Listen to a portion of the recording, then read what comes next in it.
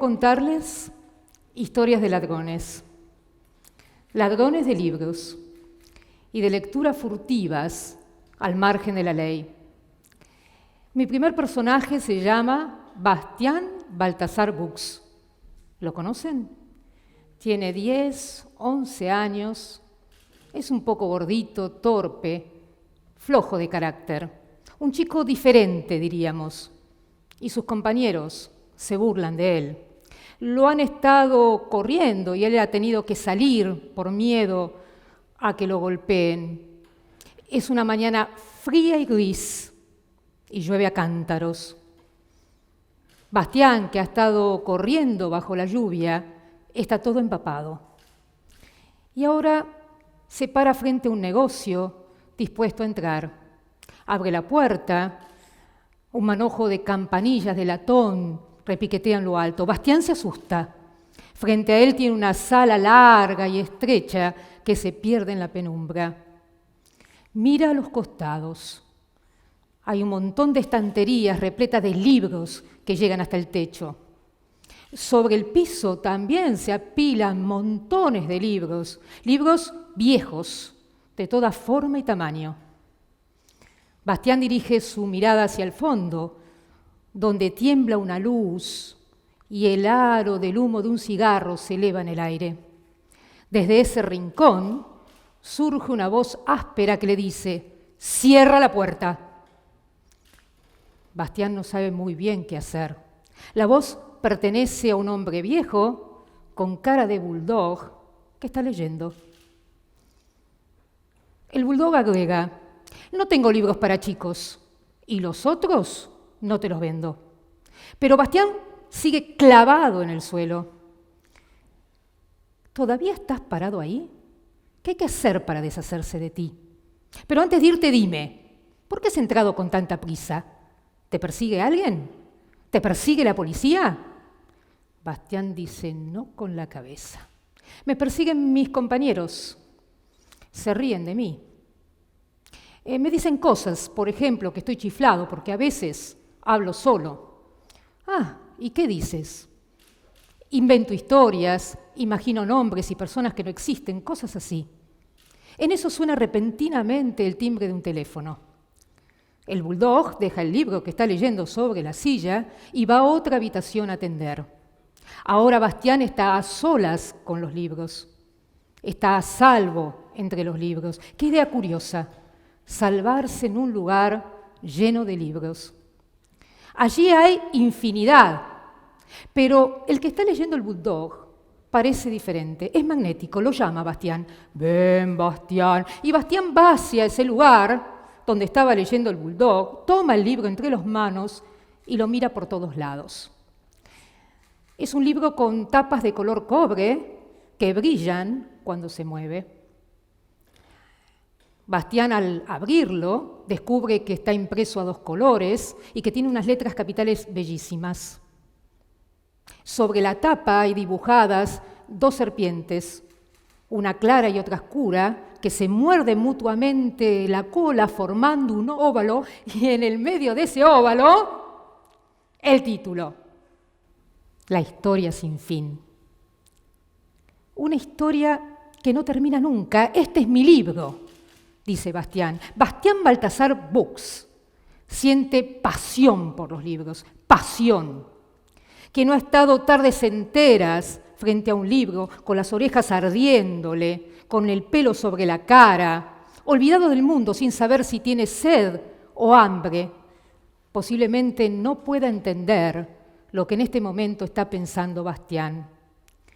Quien no ha tenido que leer a escondidas, de noche, bajo una manta, mientras escuchas a tus padres que te dicen: «Apagá la luz, porque mañana hay que levantarse temprano», posiblemente tampoco entienda qué es lo que está sintiendo Bastián. Quien no ha sentido lástima porque un libro llega a su fin y no tiene continuación, y con ello se van los personajes que han sido nuestros amigos durante un tiempo, probablemente tampoco entienda qué es lo que Bastián está por hacer. Bastián toma el libro y siente calor y frío al mismo tiempo. Esta es una historia interminable. el libro de todos los libros. Tiene que conseguirlo, cueste lo que cueste. Bueno, cueste lo que se dice cueste no, porque el bulldog le ha dicho que no se lo va a vender y, por supuesto, no se lo va a regalar. Bastián mira hacia la habitación donde el bulldog sigue y sigue hablando por teléfono y piensa, este es el momento. Entonces toma el libro, lo coloca debajo de su abrigo, lo abraza, se desliza furtivamente hacia la puerta, abre el picaporte, sale lentamente hacia afuera y entra a correr. Ya está. Este es nuestro primer ladrón, un ladrón de libros.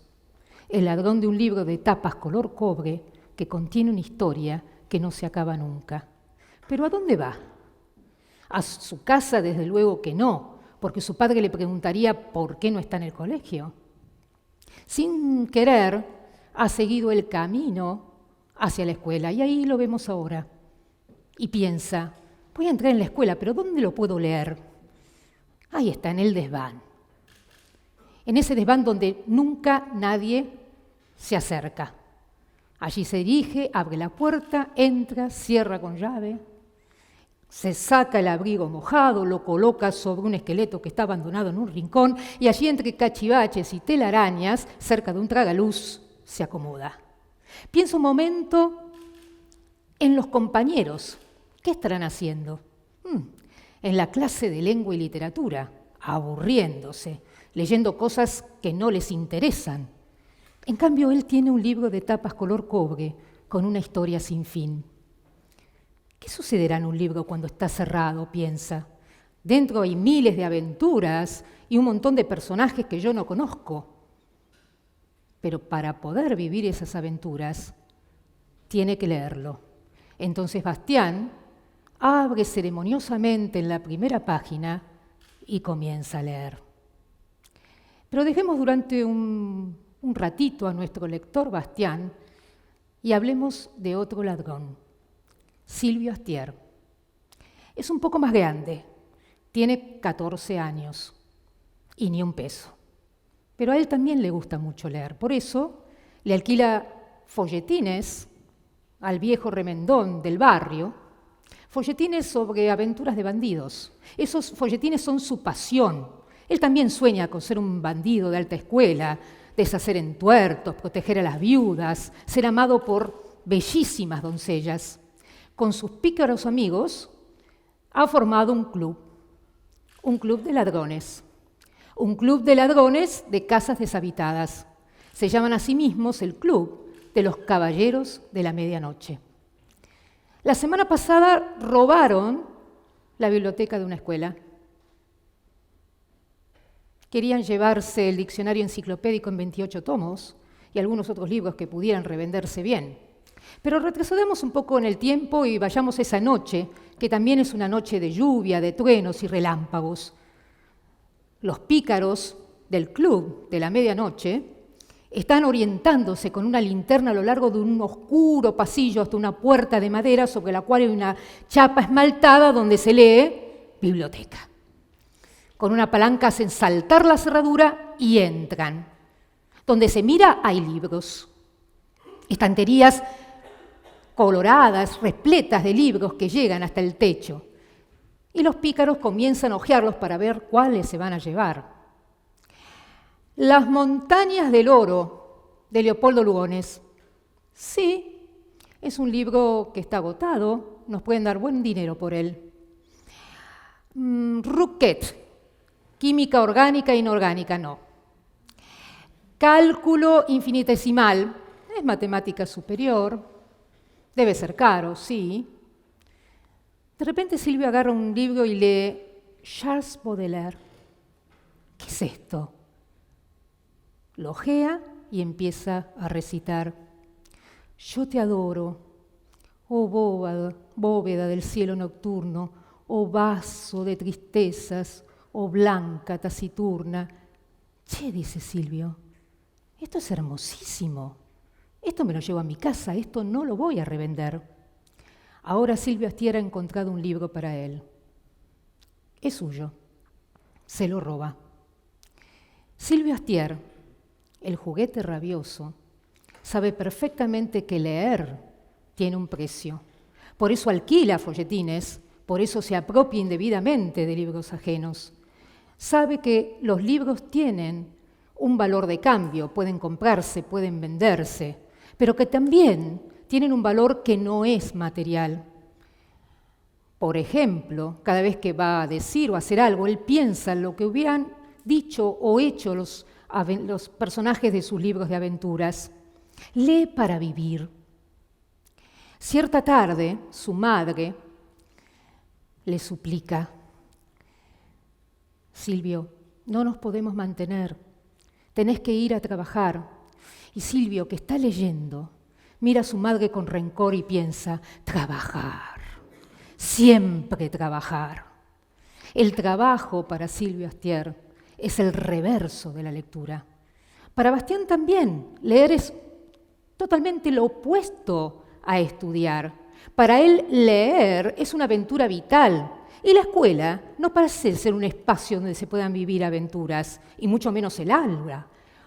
Sobre todo entiende que el libro que al chico le interesa no es aquel que el docente le da, es el libro que elige él. Y en el caso de Bastián, ni siquiera él ha elegido el libro lo ha encontrado a él. El libro se ha dado a leer y ha cobrado vida.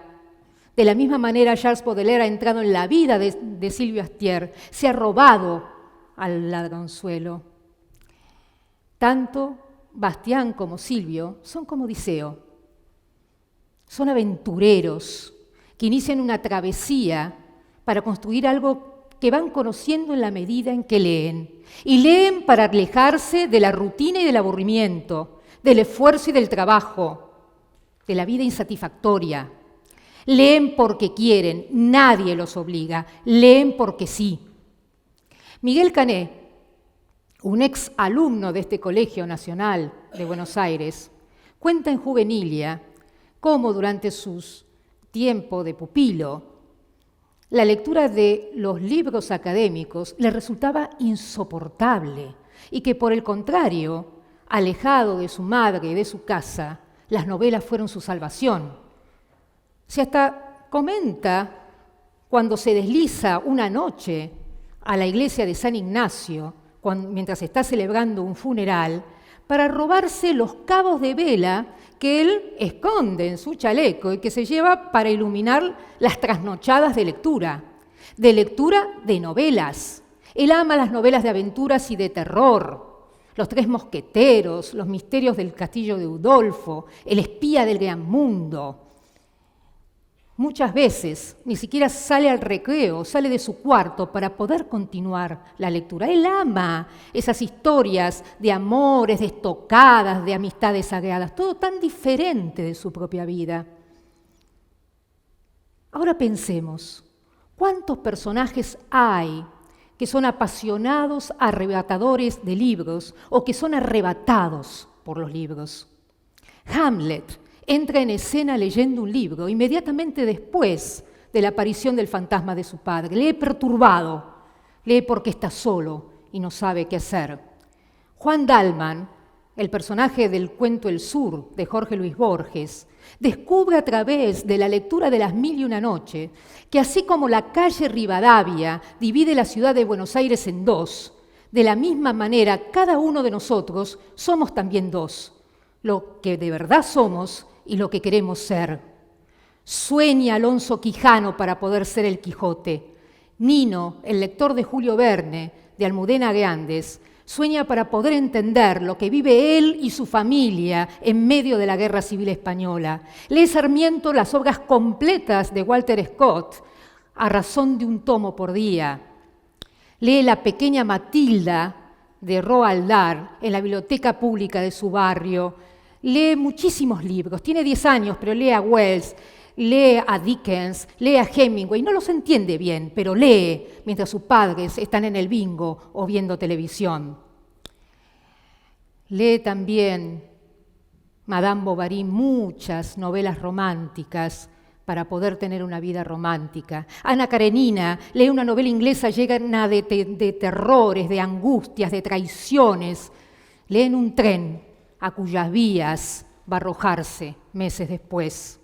Lee El personaje de continuidad de los parques de Julio Cortázar para saber cómo lo van a asesinar. La primera escena de los crímenes de la calle Morgue precisamente sucede en una librería en Montmartre. Allí se conocen el narrador y Augusto Dupin, el primer detective del primer policial. Ambos están ahí sin saberlo, buscando el mismo libro. Robinson Crusoe se aleja de la locura y del aislamiento, leyendo los pocos libros que ha encontrado después del naufragio, que estaban en un arcón junto al tabaco. Leen todos, leen para comprender, leen para soñar, leen para vivir, leen porque quieren, no porque los obligan. Yo muchas veces he leído y leo libros que no me gustan, libros que significan poco para mí, libros académicos que me aburren o que me irritan, novelas que me resultan pesadas a partir del segundo capítulo, poemas que no me tocan en nada, pero la escuela y la universidad me han dicho que tengo que leer. Y al fin soy profesora de literatura, tengo que leer. Y además tengo que hacer leer. He pasado más de 30 años actuando como profesora de literatura, a veces sintiéndome como una enfermera resucitadora de literatura moribunda en las aulas de literatura. Más de 30 años, hasta hoy y frente a ustedes. Vengo a proponer que en la escuela la literatura no sea una asignatura curricular, que no tenga que ser evaluada, que no haya exámenes de literatura. Un chico no puede ir torturado a dar un examen de literatura. ¿Qué hace que un profesor mande a sus alumnos a examen de literatura una y otra vez, año tras año? ¿No ha pensado en nada que pueda evitar estos momentos tan bochornosos? Leer no es un deber ni una obligación moral, es una necesidad y es gratuito, no se compensa con una calificación. Realmente creo que los chicos y los adolescentes son muy buenos lectores y que van a seguir siéndolo si los adultos se lo permiten. Si estimulan su entusiasmo en vez de poner a prueba permanentemente sus competencias, si los dejan imaginar en vez de estar siempre pidiéndoles que apliquen teorías, si le proponen leer libros que les interesen y que afecten e influyan en su vida, y no esos libros que son supuestamente útiles o sobre los cuales tienen escritas guías de estudio, si no les piden informes de lectura de manera policíaca, sino que por el contrario despiertan genuinamente su curiosidad y sus inquietudes, si no utilizan los libros de literatura para bajar líneas políticas, ideológicas, religiosas, éticas o de cualquier tipo, si no levantan murallas de conocimientos alrededor de los libros, llenándolos a los chicos de datos históricos y sobre movimientos artísticos, ni tampoco los agobian con la bibliografía, si dejan que los chicos se pongan en contacto con los libros en un diálogo directo y personal, porque lo que de verdad importa no es lo que ocurre alrededor de los libros. Lo verdaderamente importante es lo que pasa dentro de uno mismo, entre el libro y yo, el lector. En fin, si los adultos no convierten en carga lo que tiene que ser una situación distendida y enriquecedora, leer. Como dice Daniel Pennack, el verbo leer, como el verbo soñar, como el verbo amar, no tolera el imperativo. Leer es una elección. Yo sueño con el colegio que amo, el que estimula a los chicos a leer, sin clases obligatorias ni exámenes, con encuentros optativos, donde un grupo de chicos se junta con un docente e inician juntos un camino de lecturas. ¿Por qué? Porque sí. ¿Pero para qué? Para leer literatura. ¿Pero para qué? Para nada. Quizás para demostrar que el ocio creativo es probablemente uno de los más interesantes legados de la antigüedad clásica. Ahora cierren todos los ojos y piensen en un libro que para ustedes haya sido un antes y un después. Uno de esos libros en los que uno, después de haberlos leído, siente que ha subido unos peldaños en la escalera de la vida, su vida. ¿Ya lo eligieron? ¿Y ahora qué van a hacer? ¿Van a apropiarse de los libros?